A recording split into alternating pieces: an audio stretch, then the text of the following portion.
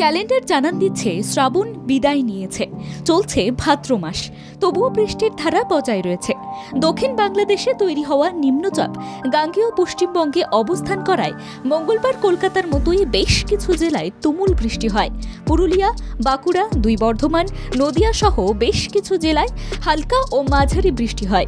কলকাতায় ভারী বৃষ্টির সম্ভাবনা না থাকলেও কম বেশি বৃষ্টি চলবে বলেই জানানো হয়েছে আলিপুর আবহাওয়া দফতরের পূর্বাভাসে। বাতাসে জলীয় বাষ্প বেশি থাকায় বৃষ্টি না হলেও আর্দ্রতাজনিত অস্বস্তি বজায় থাকবে। মঙ্গলবারের মতোই বুধবারও ভারী বৃষ্টি হতে পারে। পশ্চিম বর্ধমান, পুরুলিয়া, বীরভূম সহ বেশ কিছু জেলায়, পশ্চিমাঞ্চলের জেলাগুলোতেও বজ্রবিদ্যুৎ সহ হালকা থেকে মাঝারি বৃষ্টির সম্ভাবনা রয়েছে বলেই পূর্বাভাসে জানানো হচ্ছে। পূর্বাভাসে আরও জানানো হয়েছে বুধবার বজ্রবিদ্যুৎ সহ বৃষ্টি হতে পারে দার্জিলিং, কালিম্পং, আলিপুরদুয়ারে। পশ্চিমের জেলাগুলিতে বাড়তে পারে বৃষ্টিপাতের পরিমাণ। উপকূলবর্তী এলাকায় বইতে পারে ঘন্টায় 55 থেকে 60 কিলোমিটার পর্যন্ত গতিবেগে দমকা ও ঝোড়ো হাওয়া।